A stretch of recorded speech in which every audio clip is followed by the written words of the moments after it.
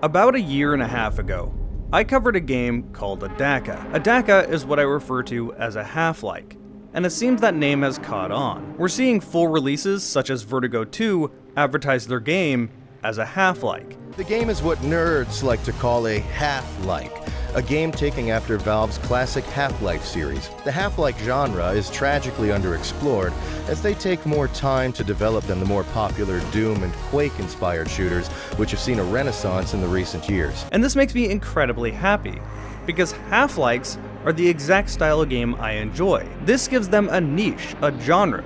Half-Life is very clearly different than boomer shooters, but isn't exactly new. It's retro in its own way now. Previously, I just referred to most of them as mid-2000s games, because Half-Life kicked that all off. But now we have an entire genre for them, and Adaca was one of the first. Oh, and I cover every Half-Life as it comes out, so if this is your style of game, then consider subscribing. I'm almost at 250k subs. I would like to make it there. I can't do it without you guys. Also, a huge thanks to all my members. They get to see my videos as soon as I finish them, so they get to see them at minimum a week ahead of time, sometimes a month ahead of time. They also get weekly shoutouts, so thanks to those guys. Join them if you want to see my videos early. Hey, Jarek here, and here we are a year and a half later, and episode 3 has released. That means Adaca's done. Its campaign is complete. That also means a game attached to Half-Life got episode 3. Never thought I would see the day. It's kind of hard to see right now. It is very bright in this world. I'm staring directly into the sun. Oh, that's better. Now you guys can stare into the sun. Anyway, let's talk Adaca. Not episode 3 yet. First, I wanted to cover Zone Patrol again. Now, I mentioned Zone Patrol in my review, but at the time, I didn't know how in-depth it went. Don't get me wrong, it's not like I put no time into the mode. There was just way more content here than I realized. Zone Patrol is the secondary mode you see at the main menu. It's basically Stalker. That part I understood. That part I figured out rather quick. What I didn't figure out was how in-depth the story was. You play as an entirely different protagonist from the main campaign, and as you are exploring through these zones, you will find quests. Many of them you don't even need to beat in order to complete the game. There's nothing to shove you towards those quests other than your own eyes and paying attention to your surroundings. But it's not so obtuse that you'll never find them. You'll stumble across them. I felt like talking about this here because I clearly didn't give it enough love in my original review. To give you an idea, I have 26 hours in Adaca. I've only beaten Zone Patrol once. About 6 of those hours are the main campaign. That means that I put 20 hours into Zone Patrol for a single playthrough. And this game's only $25. That's a pretty good price for how many hours you're getting. The amount of time I put into Adaca speaks volumes in itself. You see, I make a new video every single week. That means I play a new game every single week. I beat a new game every week. So, usually, they're one and done. I don't ever play them again. Adaca was different though. I was hooked on Zone Patrol. I really wanted to get through that experience. So, yeah, just giving that mode some love. I missed it in the review, and I wanted to give it more attention here. But now let's move on to episode 3. Episode 3 continues on where the game left off. Obviously. You've been captured by the police. So the game starts with you needing to break out of jail. There's this clever little puzzle here where you need to pick up the lunch tray and launch it into a light to break it. Yeah, they may have taken away all your weapons, but your arm is still a gravity gun, and I don't think they thought that one through. If you sit in here long enough, the light above you starts flickering just to force you to look at it so you know what to do. The guard foolishly decides to teach you a lesson by opening your door, and now you can beat his ass and you're free. Well, kind of. You still need to get out of prison. The end result is chaos, letting everyone roam free, everyone fighting amongst each other. It's quite good fun. But even when you do make it out of prison, you're not free yet. You're getting overwhelmed by the cops, and this is a really nice set piece. You're not put on some sort of fictional timer where the game just decides to kill you because you weren't fast enough. I hate it when games do that. No, you can fight back against the police.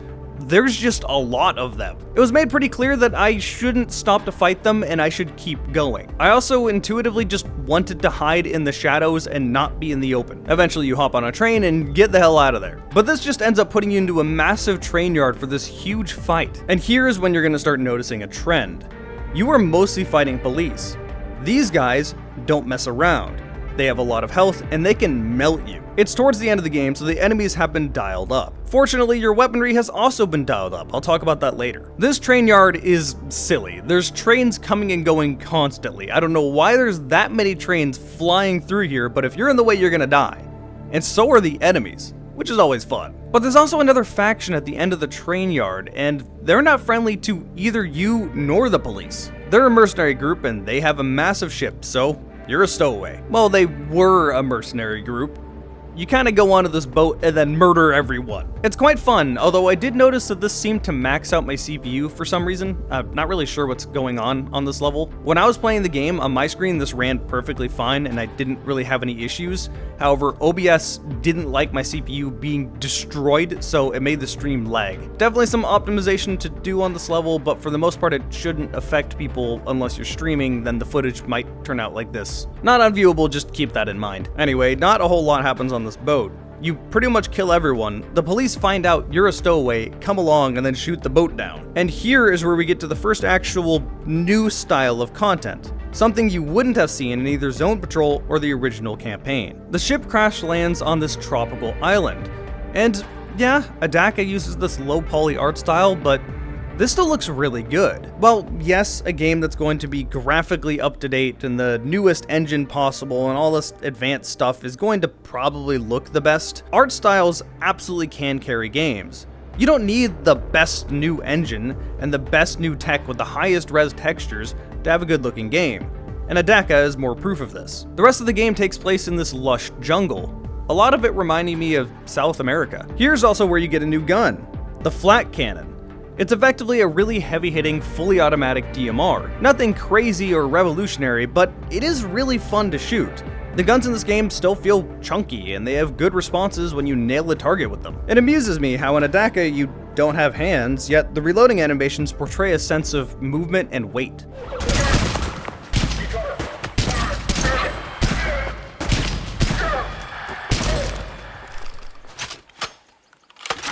I fully know what's going on there, even though I can't see it. Oh right, and also when you were on that boat, you get another new weapon.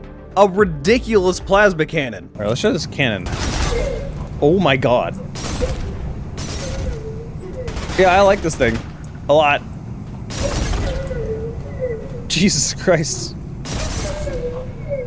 Yeah, the guns in this game are really fun. Oh right, I forgot to mention that a lot of the weapons you only saw in Zone Patrol made it to this campaign. The double barrel pistol is one of them. And this reloading animation really reminds me of Timesplitters 2. Like, it's basically the same. You end up fighting your way through this island, and this gets pretty chaotic. The cult is here, and the cops are here. Everyone's fighting each other. There's even a tank at one point. Oh my god! Before I continue on, spoiler warning real quick. I'm not going to talk about it for too long, but I do want to mention the end of the game. Skip to here if you don't want to get spoiled. After you fight through a ton of these enemies, this encounter pops up. This is the one complaint I have about episode 3. This encounter kinda sucks. 3 enemies that have a lot of health that can instantly melt you. Jesus, look how much damage that did. Oh my god, he one-shot me. My health came back and I still got one-shot. That did nothing. Bro, they do so much fucking damage.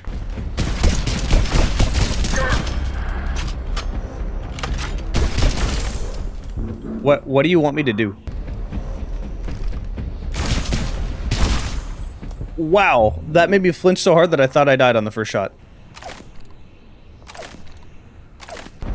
Oh, they went around.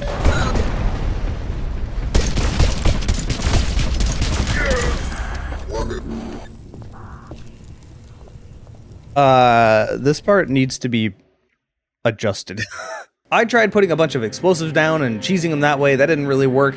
Eventually, I settled on cheesing them with the shock grenades. There was no other way I was going to win this. They definitely do way too much damage to you. That or have too much health. One of the two needs to be a thing, not both. But after you finally kill these guys, you find Dr. Chops, along with this AI. Apparently, you were working for the AI or something. This isn't really elaborated on. Regardless, you get this massive-looking P90 DMR thing, and you continue forward into this portal.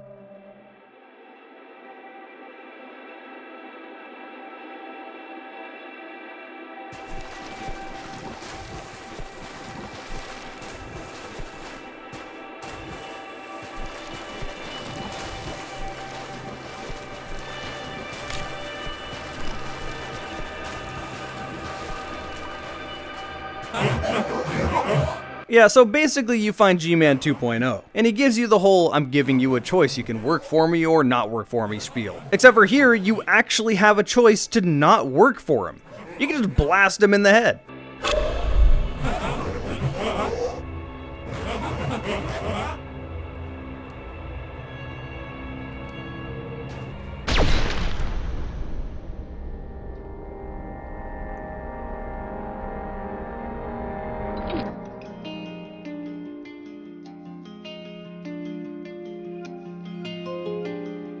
This abruptly ends the game, but at least it's not like Half-Life 1's alternate ending. So what happens if you go through the portal?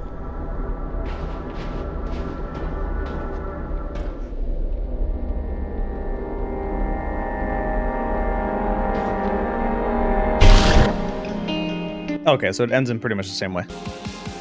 Oh hey, that's me. Well, the game also just kind of ends. To be honest, I don't really know what happened in this story. I know the cops are enforcing their presence a bit too aggressively. I know there's a cult that's definitely not good. There's mercenaries just doing their job, I guess. You just kind of seem to be existing in this world, trying not to die, which there's something to be said about that. I don't feel disappointed by it.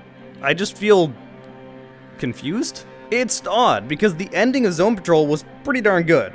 No spoilers there. That said, I know Cirrus is working on another game, and this seems to be setting up a sequel that might be the game he's working on. I don't know, he hasn't really said anything more. If you haven't played episode 3, I would recommend picking it up. You already have Adaca, there's no reason not to play it. I guess that's it. I guess Adaca is finally finished.